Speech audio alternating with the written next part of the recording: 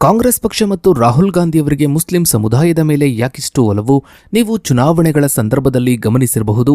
ವಿರೋಧ ಪಕ್ಷಗಳು ಯಾವಾಗಲೂ ಕಾಂಗ್ರೆಸ್ ಮೇಲೆ ತುಷ್ಟೀಕರಣದ ರಾಜಕಾರಣದ ಆರೋಪಗಳನ್ನ ಮಾಡ್ತಲೇ ಇರುತ್ತೆ. ಈ ಪ್ರೀತಿಯ ಹಿಂದೆ ಕೇವಲ ಮತ ಬ್ಯಾಂಕ್ ರಾಜಕೀಯವಿದೆಯೇ ಅಥವಾ ಸಂವಿಧಾನದ ಆಶಯಗಳಾದ ಜಾತ್ಯತೀತತೆಯನ್ನ ಉಳಿಸುವ ಪ್ರಯತ್ನವಿದೆಯಾ? ಕಾಂಗ್ರೆಸ್ ಪಾಲಿಗೆ ಮುಸ್ಲಿಂ ಮತದಾರರು ಎಷ್ಟು ನಿರ್ಣಾಯಕ?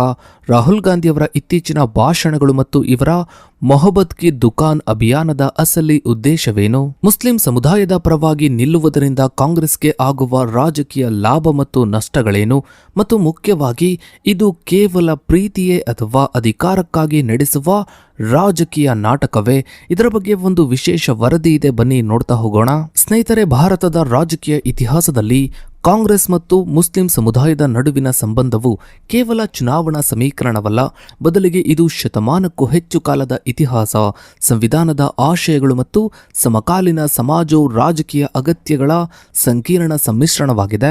ರಾಹುಲ್ ಗಾಂಧಿಯವರ ನಾಯಕತ್ವದಲ್ಲಿ ಕಾಂಗ್ರೆಸ್ ಪಕ್ಷವು ಮುಸ್ಲಿಂ ಸಮುದಾಯದ ಬಗ್ಗೆ ತೋರ್ತಾ ಇರುವ ವಿಶೇಷ ಪ್ರೀತಿ, ಕಾಳಜಿ ಮತ್ತು ನೀತಿಗಳನ್ನು ರಾಜಕೀಯ ಪಂಡಿತರು, ರಾಜಕೀಯ ವಿಶ್ಲೇಷಕರು ತಂತ್ರೋಪಾಯದ ಸಹಾನುಭೂತಿ ಮತ್ತು ಸಾಮಾಜಿಕ ನ್ಯಾಯದ ಮರುಶೋಧನೆ ಎಂದು ಬಣ್ಣಿಸುತ್ತಾರೆ. ಕಾಂಗ್ರೆಸ್ ಸರ್ಕಾರಗಳು, ಅದರಲ್ಲೂ ವಿಶೇಷವಾಗಿ ಕರ್ನಾಟಕದಂತಹ ರಾಜ್ಯದಲ್ಲಿ ಜಾರಿಗೆ ತಂದಿರುವ ವಿಶೇಷ ಯೋಜನೆಗಳು ಮತ್ತು ಕೇಂದ್ರ ಮಟ್ಟದಲ್ಲಿ ವಕಾಫ್ ತಿದ್ದುಪಡಿ ಮಸೂದೆಯಂತಹ ವಿಷಯಗಳಲ್ಲಿ ಪಕ್ಷವು ತೆಗೆದುಕೊಂಡ ಕಠಿಣ ನಿಲುವುಗಳು ಈ ಸಂಬಂಧದ ಆಳವನ್ನ ಪ್ರತಿಬಿಂಬಿಸುತ್ತವೆ. ಸ್ನೇಹಿತರೆ, ಕಾಂಗ್ರೆಸ್ ಪಕ್ಷದ ಮುಸ್ಲಿಂ ಪರ ನಿಲುವನ್ನ ಅರ್ಥ ಮಾಡಿಕೊಳ್ಳಲು 1885 ಇದರ ಸ್ಥಾಪನೆಯ ಕಾಲಕ್ಕೆ ಹೋಗಬೇಕಾಗುತ್ತೆ. ಅಲನ್ ಅಕ್ಟೋವಿಯನ್ ಹ್ಯೂಮ್ ಈ ಪಕ್ಷವನ್ನ ಸ್ಥಾಪಿಸಿದಾಗ ಭಾರತದ ಎಲ್ಲಾ ಧರ್ಮದ ಜನರು ಬ್ರಿಟಿಷ್ ಆಡಳಿತದಲ್ಲಿ ಸಮಾನವಾಗಿ ಭಾಗವಹಿಸಬೇಕು ಎಂಬುದು ಇದರ ಮೂಲ ಉದ್ದೇಶವಾಗಿತ್ತು. ಕಾಂಗ್ರೆಸ್ ಪಕ್ಷವು ಆರಂಭದಿಂದಲೂ ಸಮ್ಮಿಶ್ರ ರಾಷ್ಟ್ರೀಯತೆ ಎಂಬ ಸಿದ್ಧಾಂತವನ್ನ ಪ್ರತಿಪಾದಿಸಿತು.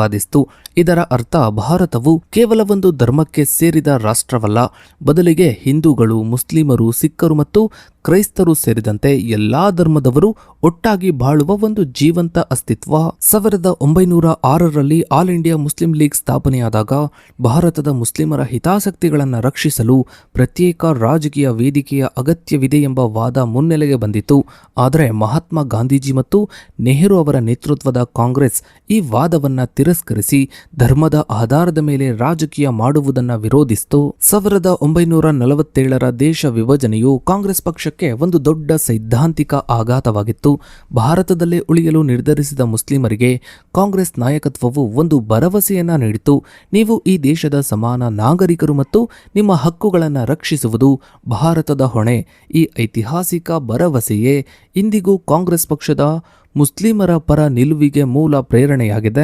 ಸ್ನೇಹಿತರೆ, ಕಾಂಗ್ರೆಸ್ ಪಕ್ಷದ ಇತ್ತೀಚಿನ ದಶಕಗಳ ನೀತಿಗಳಲ್ಲಿ ಮಹತ್ವದ ಬದಲಾವಣೆಯನ್ನು ತಂದಿದ್ದು 2005ರಲ್ಲಿ ಅಂದಿನ ಪ್ರಧಾನಿ ಮನಮೋಹನ್ ಸಿಂಗ್ ಅವರು ನೇಮಿಸಿದ ಹೊಸ ಸಮಿತಿ.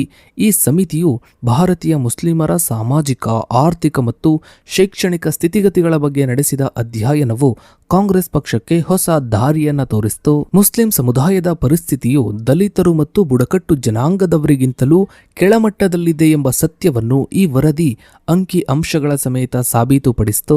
ಮುಸ್ಲಿಮರು ದೇಶದ ಜನಸಂಖ್ಯೆಯ ಸುಮಾರು 14% ಇದ್ರು. ಸರ್ಕಾರಿ ಉದ್ಯೋಗಗಳಲ್ಲಿ ಇವರ ಪಾಲು ಕೇವಲ 2.5% ಮಾತ್ರವಿತ್ತು. ಶೈಕ್ಷಣಿಕವಾಗಿ ಮುಸ್ಲಿಂ ಸಮುದಾಯವು ತೀವ್ರವಾಗಿ ಹಿಂದುಳಿದಿದ್ದು, ಉನ್ನತ ಶಿಕ್ಷಣದಲ್ಲಿ ಇವರ ಪ್ರಾತಿನಿಧ್ಯ ಅತ್ಯಲ್ಪವಾಗಿತ್ತು.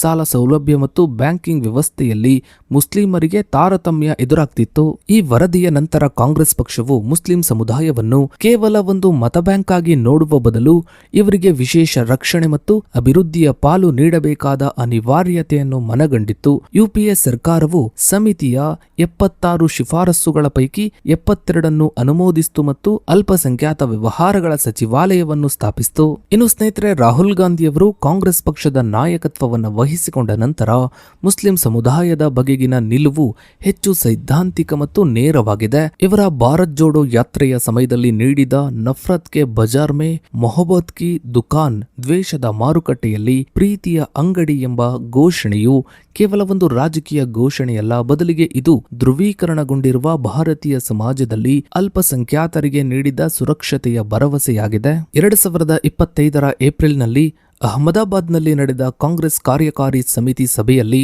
ರಾಹುಲ್ ಗಾಂಧಿಯವರು ಜಾತ್ಯತೀತತೆಯು ಕಾಂಗ್ರೆಸ್ನ ಆತ್ಮ ಎಂದು ಪುನರುಚ್ಚರಿಸಿದರು. ಒಬ್ಬ ಮುಸ್ಲಿಂ ಅಥವಾ ಕ್ರೈಸ್ತ ಅಥವಾ ಸಿಖ್ ವ್ಯಕ್ತಿಯ ಮೇಲೆ ಅವರ ಧರ್ಮದ ಕಾರಣಕ್ಕಾಗಿ ದಾಳಿಯಾದಾಗ ಕಾಂಗ್ರೆಸ್ ಪಕ್ಷವು ಯಾವುದೇ ಮುಜುಗರವಿಲ್ಲದೆ ಅವರ ಪರವಾಗಿ ನಿಲ್ಲಬೇಕು ಎಂದು ಇವರು ಪಕ್ಷದ ನಾಯಕರಿಗೆ ಸೂಚಿಸಿದರು. ಇದು ಮೃದು ಹಿಂದುತ್ವದ ಹಾದಿಯನ್ನು ಬಿಟ್ಟು ನೇರವಾದ ಜಾತ್ಯತೀತ ಹಾದಿಯನ್ನು ಹಿಡಿಯುವ ಕಾಂಗ್ರೆಸ್ನ ಹೊಸ ತಂತ್ರಗಾರಿಕೆಯನ್ನ ತೋರಿಸುತ್ತದೆ. ರಾಹುಲ್ ಗಾಂಧಿಯವರ ಇತ್ತೀಚಿನ ರಾಜಕೀಯ ತಂತ್ರಗಾರಿಕೆಯು ಸಾಮಾಜಿಕ ನ್ಯಾಯ ಎಂಬ ಪರಿಕಲ್ಪನೆಯ ಸುತ್ತ ಸುತ್ತುತ್ತಿದೆ.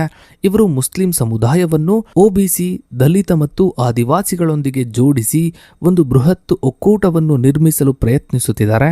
ಜನಸಂಖ್ಯೆಗೆ ಅನುಗುಣವಾಗಿ ಹಕ್ಕು ಎಂಬ ವಾದದ ಮೂಲಕ ಮುಸ್ಲಿಮರಲ್ಲಿರುವ ಹಿಂದುಳಿದ ವರ್ಗಗಳಿಗೆ ಮೀಸಲಾತಿ ಮತ್ತು ಸಂಪನ್ಮೂಲಗಳಲ್ಲಿ ಹೆಚ್ಚಿನ ಪಾಲು ಸಿಗಬೇಕು ಎಂದು ಇವರು ಪ್ರತಿಪಾದಿಸ್ತಾ ಇದ್ದಾರೆ. ಇನ್ನು ಸ್ನೇಹಿತರೆ, ಕಾಂಗ್ರೆಸ್ ಪಕ್ಷದ ಮುಸ್ಲಿಂ ಪರ ಪ್ರೀತಿ ಅಥವಾ ಕಾಳಜಿಯು ಕೇವಲ ಮಾತುಗಳಲ್ಲಿಲ್ಲ, ಅದು ಆಡಳಿತದ ನೀತಿಗಳಲ್ಲಿ ಹೇಗೆ ವ್ಯಕ್ತವಾಗುತ್ತದೆ ಎಂಬುದಕ್ಕೆ ನಮ್ಮದೇ ಕರ್ನಾಟಕದ ಸಿದ್ದರಾಮಯ್ಯ ನೇತೃತ್ವದ ಕಾಂಗ್ರೆಸ್ ಸರ್ಕಾರವು ಒಂದು ಪ್ರಮುಖ ಉದಾಹರಣೆಯಾಗಿದೆ. 2025-26 ರಾಜ್ಯ ಬಜೆಟ್ನಲ್ಲಿ ಅಲ್ಪಸಂಖ್ಯಾತರ ಕಲ್ಯಾಣಕ್ಕಾಗಿ ಕೈಗೊಂಡಿರುವ ನಿರ್ಧಾರಗಳು ರಾಷ್ಟ್ರೀಯ ಮಟ್ಟದಲ್ಲಿ ಚರ್ಚೆಗೆ ಗ್ರಾಸವಾಗಿದೆ. ಸಿದ್ದರಾಮಯ್ಯ ಸರ್ಕಾರವು ತನ್ನ ಮೊದಲ ಅವಧಿಯಲ್ಲಿ ಜಾರಿಗೆ ತಂದಿದ್ದ ಶಾದಿ ಭಾಗ್ಯ ಯೋಜನೆಯನ್ನು ಈಗ ಹೊಸ ರೂಪದಲ್ಲಿ ಮರುಜಾರಿಗೆ ತಂದಿದೆ.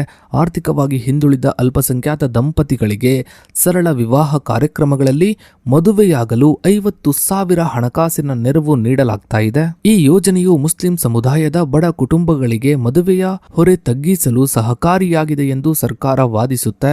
ಆದರೆ ಇದನ್ನು ಬಿಜೆಪಿ ತುಷ್ಟೀಕರಣ ಎಂದು ಟೀಕಿಸುತ್ತೆ. ಇನ್ನು ಕರ್ನಾಟಕ ಸರ್ಕಾರವು ಇತ್ತೀಚೆಗೆ ಕೈಗೊಂಡ ಅತ್ಯಂತ ವಿವಾದಾತ್ಮಕ ಮತ್ತು ಪ್ರಭಾವಶಾಲಿ ನಿರ್ಧಾರವೇನೆಂದರೆ ಸರ್ಕಾರಿ ಗುತ್ತಿಗೆಗಳಲ್ಲಿ ಮುಸ್ಲಿಮರಿಗೆ 4% ಮೀಸಲಾತಿಯನ್ನ ನೀಡುವುದು. ಕೆಟಿಪಿಪಿ ಕಾಯ್ದೆಗೆ ತಿದ್ದುಪಡಿ ತರುವ ಮೂಲಕ 2 ಕೋಟಿಯವರೆಗಿನ ನಾಗರಿಕ ಕಾಮಗಾರಿಗಳ ಗುತ್ತಿಗೆಯಲ್ಲಿ 2B ವರ್ಗದ ಅಡಿಯಲ್ಲಿ ಬರುವ ಮುಸ್ಲಿಂ ಗುತ್ತಿಗೆದಾರರಿಗೆ ಈ ಮೀಸಲಾತಿಯನ್ನ ಕಲ್ಪಿಸಲಾಗಿದೆ.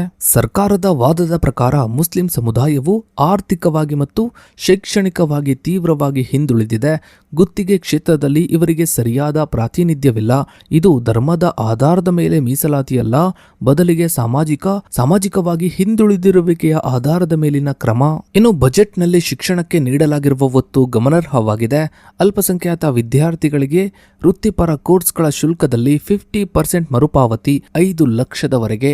ಇನ್ನು ವಿದೇಶಕ್ಕೆ ವ್ಯಾಸಂಗಕ್ಕೆ ನೀಡುವ ವಿದ್ಯಾರ್ಥಿ ವೇತನವನ್ನು 20 ಲಕ್ಷದಿಂದ 30 ಲಕ್ಷಕ್ಕೆ ಏರಿಕೆಯಾಗಿದೆ. 250 ಮೌಲಾನಾ ಅಜದ್ ಶಾಲೆಗಳ ಮೇಲ್ದರ್ಜೆಗೆ ಏರಿಸುವಿಕೆ ಮತ್ತು ಉರ್ದು ಶಾಲೆಗಳ ಬಲವರ್ಧನೆ, ವಕಫ್ ಆಸ್ತಿಗಳ ರಕ್ಷಣೆ ಮತ್ತು ಸ್ಮಶಾನಗಳ ಅಭಿವೃದ್ಧಿಗೆ 150 ಕೋಟಿ ಮೀಸಲು. ಸ್ನೇಹಿತರೆ, ಕೇಂದ್ರ ಸರ್ಕಾರದ ವಕಫ್ ತಿದ್ದುಪಡಿ ಮಸೂದೆಯ ವಿರುದ್ಧ ಕಾಂಗ್ರೆಸ್ ತಗೊಂಡ ಕಠಿಣ ನಿಲುವು ಈ ಪಕ್ಷಕ್ಕೆ ಮುಸ್ಲಿಂ ಸಮುದಾಯದ ಮೇಲಿರುವ ರಾಜಕೀಯ ಬದ್ಧತೆಯನ್ನ ತೋರಿಸುತ್ತದೆ. ರಾಹುಲ್ ಗಾಂಧಿ ಈ ಮಸೂದೆಯನ್ನು ಮುಸ್ಲಿಮರ ಆಸ್ತಿ ಹಕ್ಕುಗಳನ್ನ ಕಸಿಯುವ ಮತ್ತು ಇವರನ್ನು ಅಂಚಿಗೆ ತಳ್ಳುವ ಯುದ್ಧ ಎಂದು ಕರೆದರು. ಒಟ್ಟಾರೆಯಾಗಿ ಈಗಿನ ರಾಜಕೀಯಕ್ಕೆ ತಕ್ಕಂತೆ ರಾಹುಲ್ ಗಾಂಧಿಯವರು ಬಿಜೆಪಿ ವಿರುದ್ಧ ಒಂದು ಪ್ರಬಲ ಒಕ್ಕೂಟವನ್ನ ಕಟ್ಟೋದಕ್ಕೆ ರೆಡಿ ಆಗ್ತಾ ಇದ್ದಾರೆ. ಸೊ ಇದಾಗಿತ್ತು ಸ್ನೇಹಿತರೆ ಇವತ್ತಿನ ಈ ಒಂದು ವಿಡಿಯೋದ ಬಗ್ಗೆ ನಿಮ್ಮ ಅನಿಸಿಕೆ ಅಭಿಪ್ರಾಯಗಳನ್ನ ತಪ್ಪದೇ ಕಮೆಂಟ್ ಸೆಕ್ಷನ್ ಅಲ್ಲಿ ಕಮೆಂಟ್ ಮಾಡಿ. ಹಾಗೆ ವಿಡಿಯೋಗೊಂದು ಲೈಕ್ ಮಾಡ್ತಾ ವಿಡಿಯೋನ ಆದಷ್ಟು ಎಲ್ಲ ಕಡೆ ಶೇರ್ ಮಾಡಿ. ನೀವಿನ್ನು ನಮ್ಮ ಚಾನಲ್ಗೆ ಸಬ್ಸ್ಕ್ರೈಬ್ ಆಗಿಲ್ಲ ಅಂದ್ರೆ ಕೆಳಗಡೆ ಕಾಣ್ತಾ ಇರೋ ಸಬ್ಸ್ಕ್ರೈಬ್ ಅನ್ನು ಕ್ಲಿಕ್ ಮಾಡಿ. ಹಾಗೆ ಪಕ್ಕದಲ್ಲಿ ಕಾಣೋ ಬೆಲ್ ಐಕಾನ್ ಕೂಡ ಕ್ಲಿಕ್ ಮಾಡಿ. Thanks for